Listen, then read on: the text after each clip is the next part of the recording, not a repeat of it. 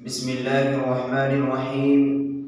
الحمد لله رب العالمين، والصلاة والسلام على سيد الأنبياء والمرسلين وعلى آله وصحبه أجمعين. أما بعد، أعوذ بالله من الشيطان الرجيم. بسم الله الرحمن الرحيم. وإذ ابتلى إبراهيم ربه بكلمات فأتمهن قال إني جاعلك للناس إماما. صدق الله العلي العظيم. اللہ تبارک و تعالیٰ نے اپنے خلیل سیدنا ابراہیم علیہ السلام کو کئی سخت آزمائشوں سے گزارا. حضرت ابراہیم علیہ السلام اللہ کے خلیل ہیں، اولو العزم پیغمبر ہیں.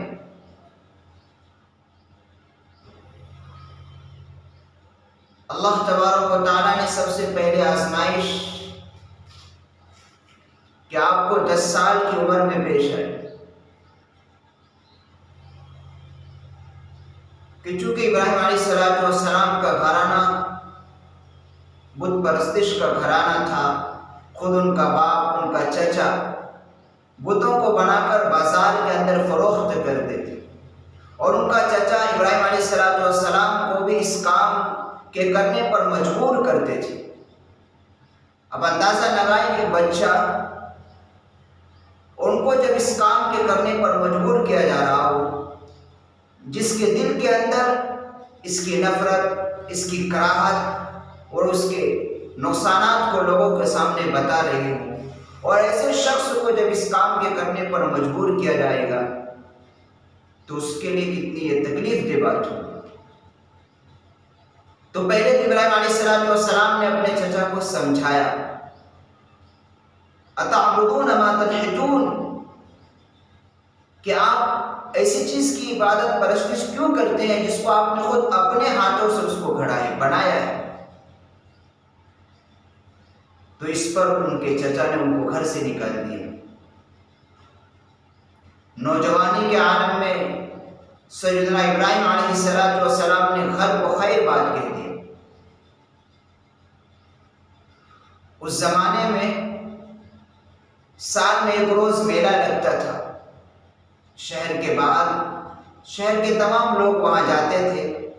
چنانچہ وہ دن آیا اور تمام کے تمام لوگ میلے میں جانے لگے. تو کسی نے ابراہیم علیہ السلام سے بھی کہا کہ آپ بھی چلیے. تو ابراہیم علیہ السلام نے کہا انی سقیم، میں بیمار ہوں. تمہاری شرکیہ باتیں پہلے ہی سن سن کر ویسے ہی میرا دماغ خراب ہو چکا ہے، میں نہیں چاہتا آپ لوگ جائیں. چنانچہ تمام شہر کے لوگ شہر سے باہر میلے میں چلے گئے، اور وہاں ان کی یہ عادت تھی کہ جب میلے سے واپس آتے تھے تو انہوں نے ایک جگہ شہر کے اندر بنا رکھی تھی. ایک مکان تھا جس کے اندر بت بہت سارے رکھے ہوئے تھے، چھوٹے بڑے. تو ابراہیم علیہ السلام نے موقع کو غنیمت جانا کہ شہر کے اندر کوئی لوگ نہیں ہے، تو انہوں نے ایک کڑھاڑی لی اور اس جگہ پر گئے جہاں بت رکھے ہوئے تھے. دروازہ کھولا اور اندر جتنے بھی تھے سب کے، کسی کے پیر، کسی کے ہاتھ، کسی کے سر، سب کو تہس نہس کر دیا. اور ان میں جو سب سے بڑا تھا اس کے کندھے پر کڑھاڑی کو لٹکا دیے اور دروازہ بند کر کے واپس آئے. جب شہر کے لوگ میلے سے واپس آئے اور جب اس مقام پر گئے اور دروازہ کھولا تو سب دیکھ کر ہکا بکا رہ گئے کہ یہ کیا ہوا اور یہ کس نے کیا. تو ان میں سے کسی نے کہا کہ ہمارے شہر میں ایک نوجوان ہے جو اس کی برائی بیان کرتا ہے، جو اس کی نفی کرتا ہے، شاید یہ اسی کا فعل ہوگا. چنانچہ ابراہیم علیہ السلام کو پکڑ کر لایا گیا اور پوچھا گیا کہ تم نے یہ کیا ہے؟ ابراہیم علیہ السلام نے کہا کہ دیکھو، جس کے پاس ہتھیار ہوتا ہے مجرم وہی ہوتا ہے. تو ہتھیار دیکھو کس کے پاس ہے، تو ہتھیار تو بڑے بت کے پاس ہے، تو اس سے پوچھو کہ تم نے یہ کیوں کیا. تو لوگوں نے کہا کہ یہ تو بولتا ہی نہیں. ابراہیم علیہ السلام نے کہا جب یہ بولتا نہیں ہے تو تم ایسی چیز کی عبادت کیوں کرتے ہو؟ یہ اپنے اوپر بیٹھی ہوئی مکھی کو بھی نہیں اڑا سکتا ہے، تو تم ایسی چیزوں کے سامنے کیوں سجدہ کرتے ہو؟ حقیقت میں پوری کی پوری قوم حق کا بہکا رہی، کوئی جواب نہیں تھا اس بات کا۔ چنانچہ سب نے سیدنا ابراہیم علیہ السلام کو آگ میں ڈالنے کا ارادہ کر لیا، اور اس وقت کا جو بادشاہ تھا نمرود، اس نے بھی خدائی کا دعویٰ کر رکھا تھا۔ چنانچہ بادشاہ نے ابراہیم علیہ السلام کو بلایا اور ان کے سامنے کہا کہ میں خدا ہوں۔ ابراہیم علیہ السلام نے کہا کہ میرا خدا تو وہ ہے جو زندگی دیتا ہے، موت دیتا ہے۔ اس پاگل نے کہا کہ میں یہ کام تو میں بھی کر سکتا ہوں۔ چنانچہ اس نے ایک جو بے گناہ تھا اس کو مارنے کا حکم دے دیا گیا، اور جو ایک مجرم تھا اسے چھوڑ دیا۔ دیکھو یہ کام تو میں نے بھی کیا۔ ابراہیم علیہ السلام سمجھ گئے کہ سیدھے ہاتھ سے گھی نکلنے والا نہیں، اب ٹیڑھی انگلی استعمال کرنی پڑی۔ کہ میرا رب وہ ہے جو سورج کو مشرق سے نکالتا ہے اور مغرب میں ڈباتا ہے۔ اگر تو خدا ہے تو مغرب سے نکال اور مشرق میں ڈبا۔ یأتی بالشمس من المشرق فأت بها من المغرب فبہت الذی کفر۔ وہ تو چونکہ کافر تھا، حق کرے گئے، کوئی جواب نہیں تھا ان کے پاس۔ بادشاہ نے بھی ان کو آگ میں جلانے کا حکم دے دیا۔ لوگ ایک جگہ پر لکڑیاں جمع کرنے لگے۔ روایت کے اندر آتا ہے کہ مہینوں تک لکڑیاں ایک آدمی کو جلانے کے لیے اکٹھی کیے پورے شہر کے لوگوں نے، اور جب اس میں آگ لگائی گئی تو اس کے لپٹے، اس کے شعلے آسمان کی بلندیوں سے بات کرتے تھے، لیکن کسی کو آگ کے اندر ڈالنے کی ہمت نہیں ہو رہی تھی، اور کسی کو تدبیر نہیں مل رہی تھی کہ کس طریقے سے ابراہیم علیہ السلام کو آگ میں ڈالا جائے۔ تو شیطان آیا، اس نے تدبیر بتائی کہ ایک جھولا بناؤ، اس میں ابراہیم علیہ السلام کو رکھو اور جھولے کو پھینک دو۔ تو اس دوران جبرائیل علیہ السلام مع چند فرشتوں کے ابراہیم علیہ السلام کے پاس آئے اور کہا کہ آپ فرمائیں آپ کو مدد کی ضرورت ہے تو ہم مدد کریں گے، ہم اس آگ کو ٹھنڈا کر سکتے ہیں۔ ابراہیم علیہ السلام نے کہا کہ میرا رب مجھے دیکھ رہا ہے، آپ کی ضرورت نہیں ہے۔ یہ جواب سن کر جبرائیل علیہ السلام بھی حق کا بکر ہے۔ تو اللہ تبارک و تعالی نے آپ کو حکم دیا، قُلْنَا يَا نَارُ كُونِي بَرْدًا وَسَلَامًا عَلَىٰ إِبْرَاهِيمَ۔ اے آگ ابراہیم علیہ السلام کے لیے ٹھنڈی اور سلامتی والی بن جائے۔ مفسرین نے لکھا ہے اگر صرف ٹھنڈی ہوتی تو برف کی مانند بن جاتی تو یہ بھی تکلیف دہ ہوتا، تو آگے اللہ نے فرمایا سلام، قُلْنَا يَا نَارُ كُونِي بَرْدًا وَسَلَامًا، سلامتی والی یعنی ایئر کنڈیشن کی طرح، کوئی تکلیف نہیں، سلامتی۔ بہرحال آپ اپنی بیوی کو لے کر وہاں سے چلے تو راستے میں ایک ایسا بادشاہ تھا کہ جو جب معلوم ہو جاتا تھا کہ کوئی اجنبی عورت اس کے شہر کے اندر آیا ہے تو اس پر غلط ارادے ڈالتا تھا۔ چنانچہ جب ان کی فوج نے حضرت سارہ اور حضرت ابراہیم علیہ السلام کو اپنے دربار میں بلایا تو جب وہ بادشاہ ان کی طرف ہاتھ بڑھایا تو اس کا ہاتھ شل ہو گیا، ان پر رعب اور خوف طاری ہو گیا، تو سمجھ گیا کہ کوئی عام انسان نہیں ہے۔ چنانچہ ان کی ایک لڑکی کی حاجرہ وہ ابراہیم علیہ السلام کی خدمت میں دی کہ آپ اس کو باندھی بنا لیں، پوری زندگی آپ کی خدمت کرے گی۔ تو ابراہیم علیہ السلام کو بادشاہ کی لڑکی بھی مل گئی، آپ ان کو اور اپنی بیوی کو لے کر چلے۔ پھر حضرت حاجرہ امید سے ہوئی، اسماعیل علیہ السلام کی پیدائش ہوئی، تو آپ کو بہت خوشی ہوئی کہ بڑھاپے کی عمر میں آ کر اولاد کی نعمت نصیب ہوئی۔ تو پھر دوسری آزمائش یہ ہوا کہ اللہ تبارک و تعالیٰ نے عراق حکم دیا کہ تم اپنے بیوی اور اپنے بچے کو بیت اللہ کے قریب لے جا کر چھوڑ کر آؤ۔ چنانچہ آپ تو عراق کے اندر رہتے تھے، آپ وہاں سے چلے بیت اللہ، وہاں جا کر اس کے قریب میں اس وقت بالکل جنگل بیاباں تھا، وہاں نہ پانی تھی نہ آبادی تھی، انسانی زندگی کی جو ضروریات کے سامنے کوئی چیز وہاں موجود، بلکہ وہاں جان کا خطرہ، کوئی بھی شیر چیتا کوئی بھی موذی جانور وہاں آ سکتے تھے۔ ایسی جگہ پر آپ اندازہ لگائیں کہ اس باپ پر اور اس عورت پر کیا گزر رہی ہو۔ جب ابراہیم علیہ السلام اپنی بیوی اور اپنے شیر خوار بچے اسماعیل علیہ السلام کو وہاں چھوڑ کر واپس ہونے لگے تو بی بی ہاجرہ نے کہا کہ آپ ہمیں یہاں چھوڑ کر کیوں جا رہے ہیں؟ تو آپ نے کوئی جواب نہیں دیا۔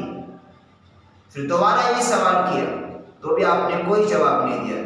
تو چونکہ وہ بھی عقل مند تھی تو فوراً سمجھ گئے یہ تو اللہ کے نبی ہیں، تو فوراً کہا کہ آپ ہمیں اللہ کے حکم سے چھوڑ کر جا رہے ہیں؟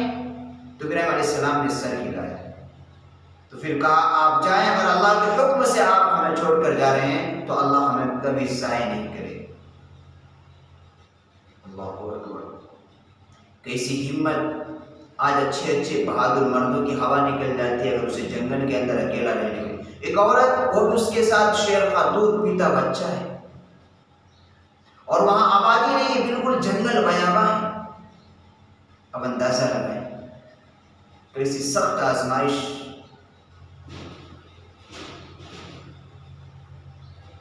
تو ابراہیم علیہ السلام وہاں سے چلے گئے۔ اسی دوران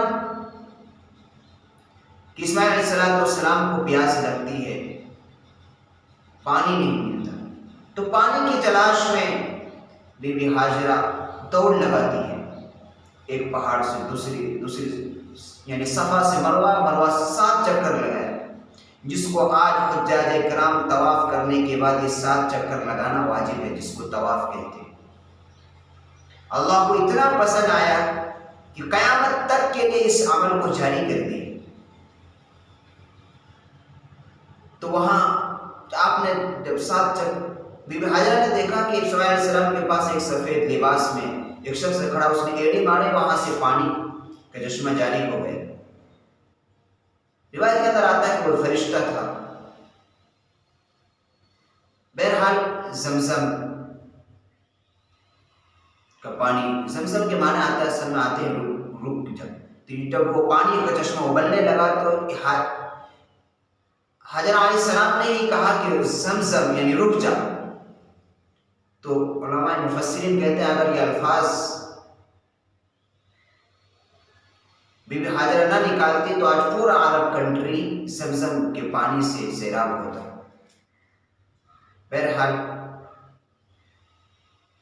پھر جب وہ پانی کا وہاں انتظام ہوا تو دھیرے دھیرے وہاں آبادیاں بھی بننے لگی، وہاں لوگ آ کر گھر بنانے لگے، بسنے لگے، وہیں کہتے ہیں شادی بھی ہوئی اسماعیل علیہ السلام۔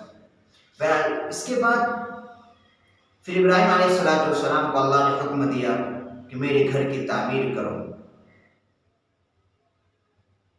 وَإِذْ يَرْفَعُ إِبْرَاهِيمُ الْقَوَاعِدَ مِنَ الْبَيْتِ وَإِسْمَاعِيلُ، کہ سب سے پہلے کعبہ کی تعمیر تو آدم علیہ السلام نے کی،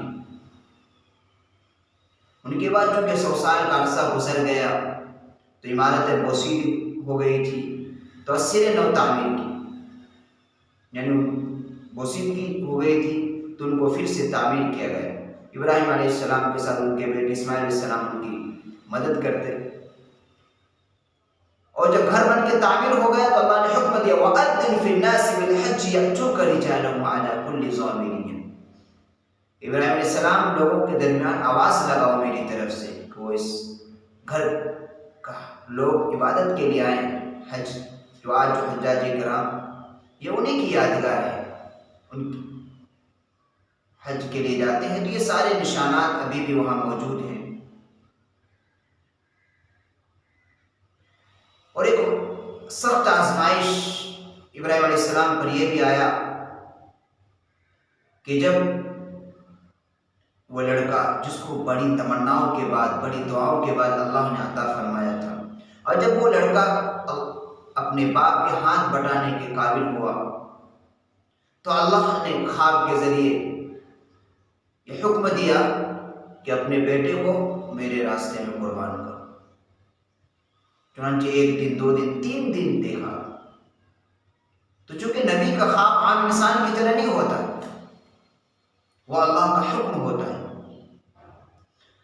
تو اس کا ذکر انہوں نے اپنے بیٹے سے کہا، اللہ اکبر، انی ارانی اذبحک فانظر ماذا ترى،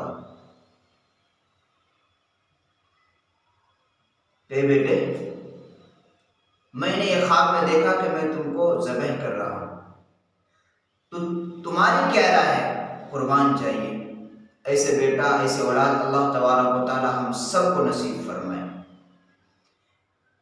یا ابت افعل ما تؤمر ستجدنی ان شاء اللہ من الصابرین۔ اللہ اکبر، روئے نہیں، چلائے نہیں، گھبرائے نہیں، اور فرمایا ابا جان آپ کر گزریے جس چیز کا آپ کو اللہ نے حکم دیا۔ یا ابت افعل ما تؤمر ستجدنی ان شاء اللہ من الصابرین۔ اللہ،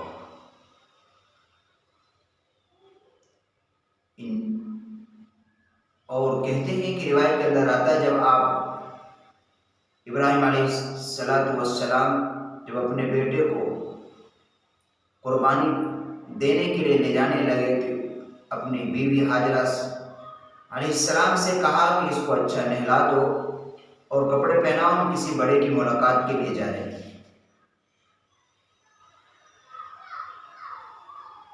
تو بچہ تو خوش، چنانچہ پھر شیطان آیا، پہلے اسماعیل علیہ السلام کے پاس آئے گا، تمہیں معلوم ہے کہ تم کہاں جا رہے ہو؟ کہا ہم کسی بڑے کی ملاقات کے لیے جا رہے ہیں۔ کہا نہیں، تمہارا باپ تمہیں قتل کرنے کے لیے لے جا رہا ہے۔ اس نے کہا تیری عقل ماری گئی ہے کہ باپ اپنے بیٹے کو قتل کر سکتا ہے؟ کہا اللہ کا حکم ہے۔ تو کہا جب اللہ کا حکم ہے تو میں اللہ کے لیے قربان ہونے کو تیار ہوں۔ جب یہاں اس کی دال نہیں گئی تو ان کی والدہ حاجرہ علیہ السلام کے پاس آئے، کہا تمہیں معلوم ہے کہ انہوں نے آپ کے بیٹے کو کہاں لے کے گئے؟ کہا وہ کسی بڑے کی ملاقات کے لیے لے کے گئے۔ نہیں، وہ ان کو قتل کرنے کے لیے لے کر گئے۔ کہا تیری عقل ماری گئی ہے، کوئی باپ اپنے بیٹے کو قتل کرتا ہے؟ کہا اللہ کا حکم ہے۔